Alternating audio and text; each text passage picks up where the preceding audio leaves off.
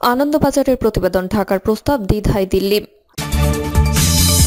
জানাবো বকেয়ার চেয়েও $141 মিলিয়ন বেশি দাবি করছে আদানি। এবং সর্বশেষে জানাবো তারেক রহমানের দেশে ফেরা নিয়ে যা জানালেন মির্জা ফখরুল। এতক্ষণ শুনলেন সংবাদ শিরোনাম, এবারে বিস্তারিত। আনন্দবাজারের প্রতিবেদন, ঢাকার প্রস্তাব দ্বিধায় দিল্লি। সংখ্যালঘু নির্যাতন এবং জঙ্গিবাদের বাড়ন্ত নিয়ে আমেরিকা এবং ভারতের যৌথ চাপের মুখে ঢাকা। ভাবমূর্তি উদ্ধারের লক্ষ্যে এপ্রিলের গোড়ায় ব্যাংককে বিমস্টেক সম্মেলনে নরেন্দ্র মোদী এবং মোহাম্মদ ইউনূসের মধ্যে একটি পার্শ্ব বৈঠকের প্রস্তাব দিয়েছে ঢাকা। বিষয়টি নিয়ে এখনো পর্যন্ত কোনো চূড়ান্ত সিদ্ধান্ত নেয়নি নয়াদিল্লি। আজ সাউথ ব্লকের সংশ্লিষ্ট শীর্ষ কর্তার বক্তব্য, প্রত্যেক দিন গালি দেওয়া হবে, আবার বৈঠকও হবে। দুটি বিষয় কি করে একসঙ্গে চলতে পারে? এখনো পর্যন্ত এই বৈঠক হওয়া খুবই কঠিন বলে মনে হচ্ছে, তবে এখনো 2 সপ্তাহ বাকি। এর মধ্যে অনেক কিছু ঘটতে পারে, এখনই চূড়ান্ত কথা বলা যাচ্ছে না। 20 মার্চ প্রকাশিত আনন্দবাজার পত্রিকার এক প্রতিবেদনে কথা বলা হয়। এতে আরো বলা হয়, সাউথ ব্লক সূত্রের বক্তব্য, বিষয়টি নিয়ে সরকারের নিজের মধ্যে দ্বিমত রয়েছে। বিদেশে মন্ত্রকের একটা বড় অংশ মনে করছে আলোচনার প্রস্তাব একেবারে প্রত্যাখ্যান করা হলে সে দেশে ভারত বিরোধিতা আরো বাড়তে পারে কিনা তা আগে খতিয়ে দেখা হোক। সংখ্যালঘুদের উপর নিপীড়ন কমাতে ইউনূসকে চাপ দেওয়া যেতে পারে এক টেবিলে মুখোমুখি বসে। চীন এবং পাকিস্তান যেভাবে ভারত বিরোধী প্রভাব তৈরি করতে ঢাকাকে ব্যবহার করছে তাকেও প্রশমিত করা সম্ভব। পাশাপাশি ভারতের শীর্ষ গোয়েন্দা সংস্থার মনোভাব বাংলাদেশ চাইলেও বলেই বসে যাওয়ার মতো কোনো কারণ ঘটেনি। তারা ভারতের বিরুদ্ধে বিষোদ্গার করছে নিয়মিত। সাউথ ব্লকের দেওয়া নাশকতা এবং সংখ্যালঘুদের প্রতি হিংসার কোনো তথ্যই মানতে চাইছে না। এখনো আলোচনার মতো পরিবেশ তৈরি হয়নি। সংখ্যালঘু নির্যাতন এবং জঙ্গিবাদের বাড়ন্ত নিয়ে আমেরিকার গোয়েন্দা সংস্থাগুলির প্রধান তুলসী গ্যাবার্ড দিল্লিতে এসে যে ভাষায় উদ্বেগ প্রকাশ করেছেন তাতে যথেষ্ট চাপে বাংলাদেশের অন্তর্বর্তী সরকার।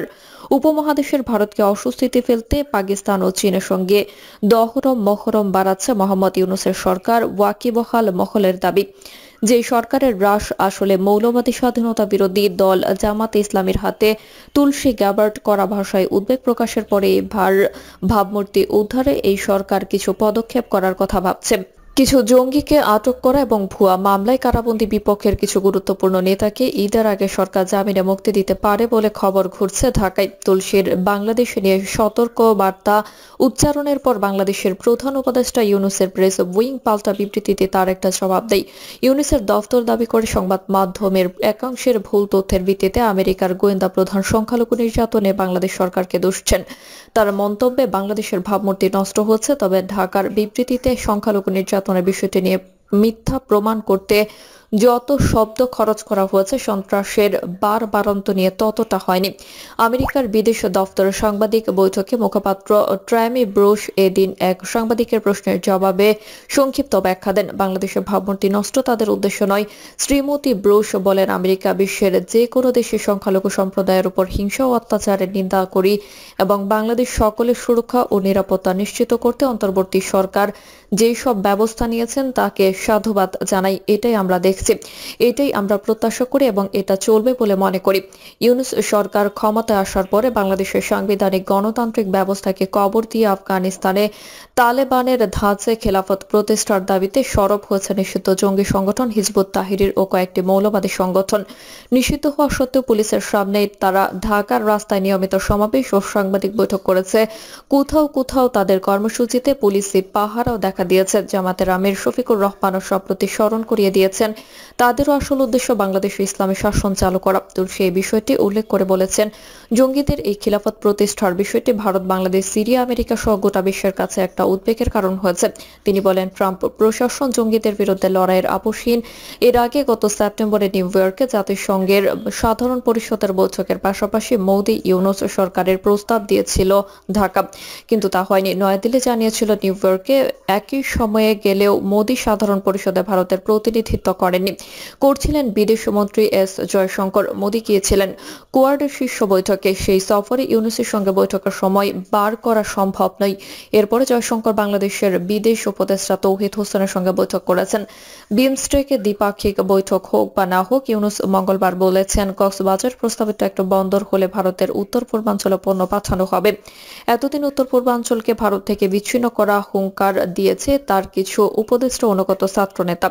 এই প্রথম সদর্থক কথা বলেছেন ইউনূস। তার প্রেস সচিব শফিকুল আলম এই দিন নিয়মিত সাংবাদিক বৈঠকে বলেন, ভারতের সঙ্গে আমাদের সুসম্পর্ক খুবই ভালো চলছে। তিনি বলেন, অন্তর্বর্তী সরকারের এই 7 মাসে ভারতের সঙ্গে বাণিজ্য আরো বেড়েছে, তবে ভিসার বিষয়ে কিছু জটিলতা আছে, সে বিষয়ে পররাষ্ট্র মন্ত্রণালয় বলতে পারবে, কিন্তু আমরা ভারতের সঙ্গে সুসম্পর্ক চাই। শফিকুল অবশ্য 26 মার্চ ইউনূসের চীন সফরের গুরুত্ব ব্যাখ্যা করতে গিয়েই ভারতের বিষয়টি তোলেন।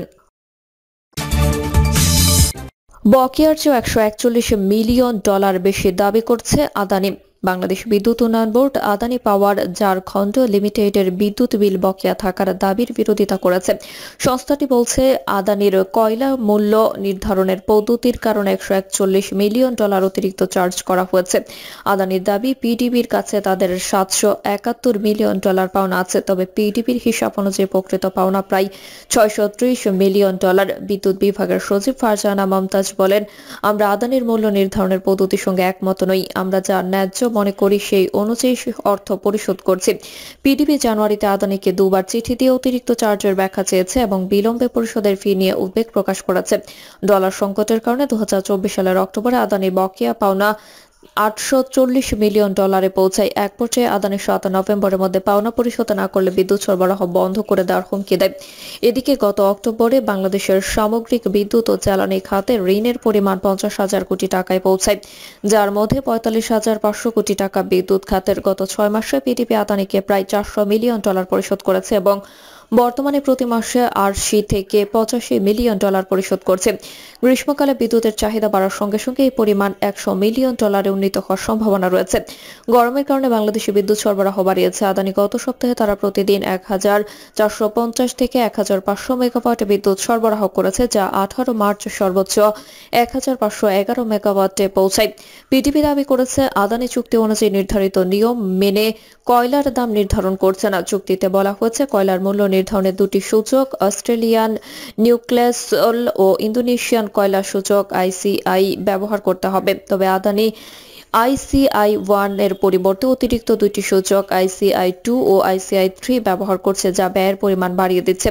আরেকটি বিতর্কের বিষয় হলো কয়লার দাম ছাড়। 2023 সালে আদানি এই ছাড় প্রয়োগ করলেও 2024 সালের মাঝামাঝি সময়ে তা বন্ধ করে দেয়। আদানির এক কর্মকর্তা বলেন, আমাদের পাওনা পরিশোধের পরিবর্তে পিডিবি ছাড় দাবি করছে। প্রথম তারা বকেয়া পরিশোধ করুক, তারপর আমরা ছাড় নিয়ে আলোচনা করতে পারি।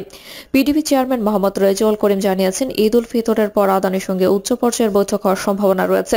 তিনি বলেন, আমরা ইতিমধ্যে আদানিকে কয়লার মূল্য নির্ধারণ নিয়ে 2টি চিঠি পাঠিয়েছি, তবে তাদের প্রতিক্রিয়া সন্তোষজনক নয়। একটি সরকারি পর্যালোচনা কমিটি বলছে, আদানির মূল্য নির্ধারণের পদ্ধতি বিদ্যুতের খরচ বাড়িয়ে দিচ্ছে। এছাড়া আদানি প্রতি মাসে বিলম্ব পরিশোধের জন্য 2% ফি নির্ধারণ করছে, যা বার্ষিক গড়ে 27% পৌঁছায়।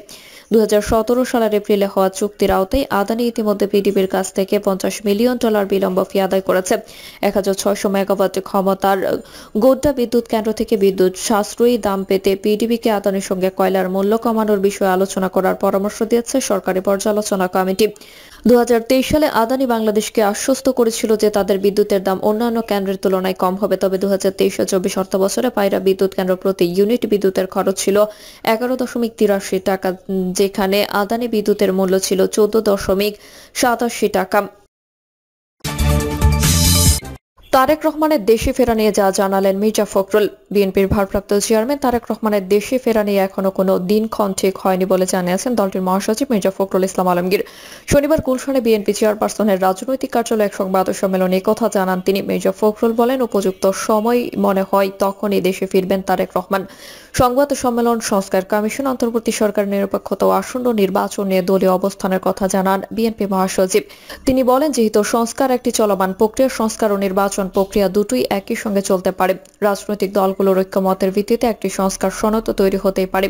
নির্বাচিত সরকার পরবর্তীতে যা বাস্তবায়ন করবে, এমনতো অবস্থায় এখন অন্তর্বর্তী সরকারের মূলত করণীয় হচ্ছে একটি সুষ্ঠু, অবাধ ও গ্রহণযোগ্য নির্বাচন অনুষ্ঠানের জন্য ঐক্যমতের ভিত্তিতে প্রয়োজনীয় সংস্কার শেষে দ্রুত একটি অবাধ ও নিরপেক্ষ জাতীয় নির্বাচন অনুষ্ঠানের আয়োজন করা এবং নির্বাচিত সরকারের নিকট দায়িত্ব হস্তান্তর করা। অন্তর্বর্তী সরকারের কোনো উপদেষ্টা ক্ষমতায় থেকে রাজনৈতিক দল গঠন প্রক্রিয়ায় প্রত্যক্ষ পরোক্ষভাবে জড়িত থাকায় জনমনে সংশয় সৃষ্টি হয়েছে বলে মন্তব্য করেন মির্জা ফখরুল ইসলাম আলমগীর। সংস্কার আগে নির্বাচন পরে কিংবা নির্বাচন আগে সংস্কার পরে এই ধরনের অনাবশ্যক বিতর্কের কোনো অবকাশ নেই বলেও মনে করেন তিনি। প্রিয় দর্শক, এই ছিল এখনকার সর্বশেষ সংবাদ। আপডেট সব সংবাদ পেতে চ্যানেলটি সাবস্ক্রাইব করে বেল আইকনটি ক্লিক করে রাখুন।